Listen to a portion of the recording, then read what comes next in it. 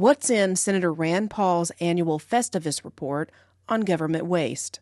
Find out in less than 4 minutes. $10 billion on maintaining, leasing, and furnishing almost entirely empty buildings.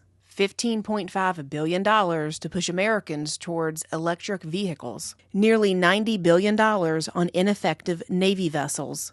Nearly $900 billion just on interest on the federal debt. More than $7 million on exploring magical beliefs and practices and how they have evolved in the United States since the 1600s. Nearly $5 million was spent on influencers at the Department of State. $8 million was stolen by a man in Florida so he could buy an island. $12 million was spent on a pickleball complex in Las Vegas. A $2 million grant was awarded to study kids looking at Facebook ads about food. $15 million for the IRS to develop a direct file pilot program. $3 million for girl-centered climate action in Brazil. $700 million was given to a failed trucking company as a pandemic-era loan. More than $2 million for border security in Paraguay. $20 million for the Fertilize Right initiative to advance fertilizer use in Pakistan, Vietnam, Colombia, and Brazil. More than $2 million on COVID experiments on cats. More than $1.5 million was spent on a study to electroshock young kittens, torture them for hours so they could figure out the point at which they would vomit. Nearly $11 million on an Orwellian cat experiment, which included shocking cats with electrodes to get them to defecate marbles that researchers had shoved in their rectum. $20 million for a new Sesame Street show in Iraq.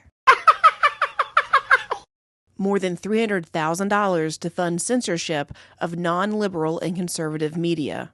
More than $100,000 on a non-functioning hotel. More than $400,000 to determine if lonely rats see cocaine more than happy rats. More than $350,000 was spent to promote circuses in city parks. More than $850,000 was paid to the Royal Film Commission to make movies in Jordan. Nearly $350,000 was spent on football engagement to counter terrorism by the Department of State. Nearly $300,000 to ensure bird-watching groups had safe spaces via affinity groups. $500,000 to expand the U.S. Embassy in Ethiopia's #US Invest in Ethiopians social media campaign. Nearly $400,000 for art displays on the High Line in New York City. More than $100,000 to teach Kyrgyzstan youth how to go viral. More than $700,000 on wetland conservation projects for ducks in Mexico. More than $250,000 was given to Bosnia to fight misinformation. A $10,000 grant was given to the Bearded Ladies Cabaret. They put on an ice skating show that focused on climate change. More than $30,000 was given to enhance Olympic breakdancing endeavors and Nigerian breakdancing workshops and performances. Now that you know where we've been, find out where we're going. Tune in to Ladies Love Politics, where you can stay informed without going insane.